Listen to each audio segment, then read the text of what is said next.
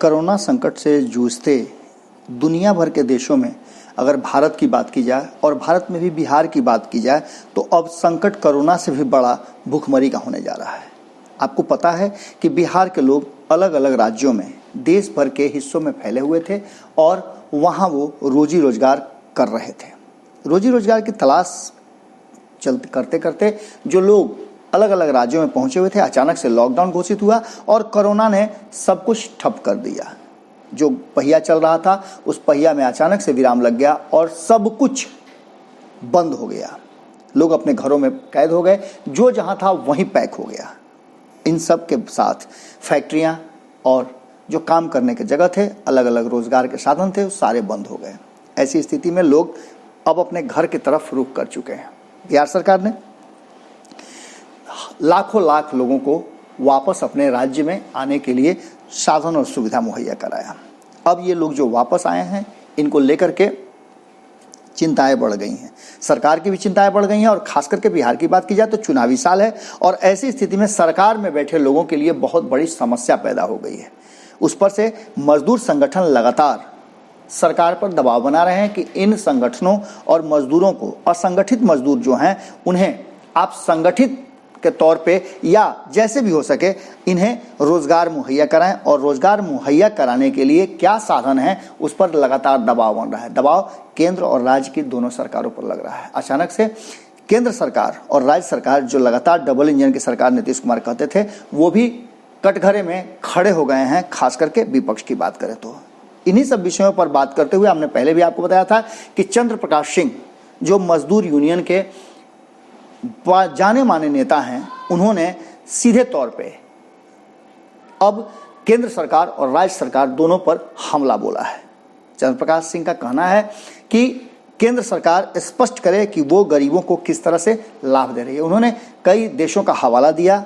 इस हवाले में उन्होंने ये भी कहा है कि जब अमेरिका जैसे देश अपने बेरोजगार हुए लोगों को, कोरोना संकट से जूझ रहे लोगों को $500 का सहायता दे सकती है, सीधे उनके खाते में भेज सकती है, तो फिर बिहार सरकार और केंद्र की सरकार क्यों नहीं भेज सकती। उन्होंने सीधे तौर पे कहा है कि देश भर में जितने भी मजदूर हैं जो अभी बेरोजगार हो गए हैं, पहले तो उन्हें रोजगार मुहैया कराया जाए और इस बीच में कम से कम 10,000 रुपये महीने के हिसाब से उनके खाता में राशि ट्रांसफर की जाए, जिससे कि वो अपना दिनचर्या चला सकें।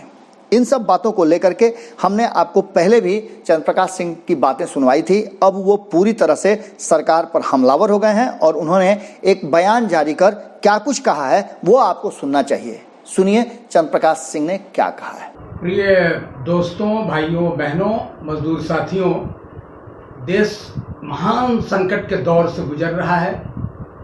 ऐसी त्रासदी जीवन में हमने कभी नहीं देखा और सुना भी नहीं।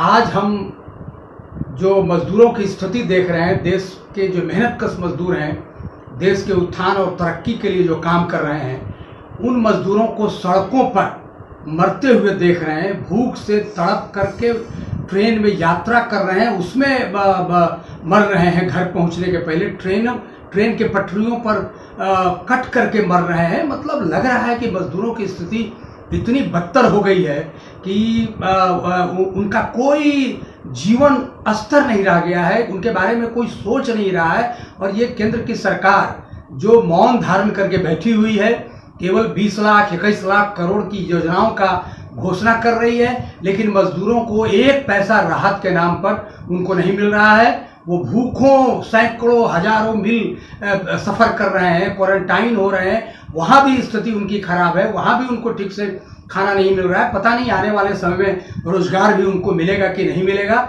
हम इस सरकार से मांग करते हैं, और कांग्रेस का जो अभियान चल रहा है, इस अभियान के तहत मोदी सरकार को हम कहना चाहते हैं कि जो देश के मजदूर हैं, उन मजदूरों के लिए प्रत्येक जो गरीब परिवार है इस देश का, उन गरीब परिवार को अविलंब 10,000 रुपया उनके खाते में दी जाए, अविलंब दी जाए। और ये सहायता, आर्थिक सहायता मजदूरों को, प्रत्येक जो गरीब परिवार है उनको मिलना चाहिए।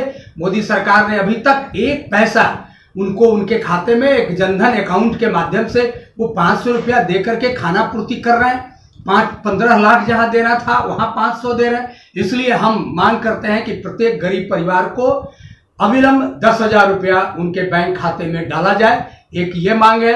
दूसरी मांग हम ये भी कहना चाहते हैं कि जो छोटे छोटे व्यवसायी हैं उनको आप 20 लाख 21 लाख करोड़ का योजना जो आपने घोषित किया है उसमें उनको आपने कर्ज देने की बात कही है। कर्ज कब मिलेगा, कैसे मिलेगा, वो भी स्थिति खराब है।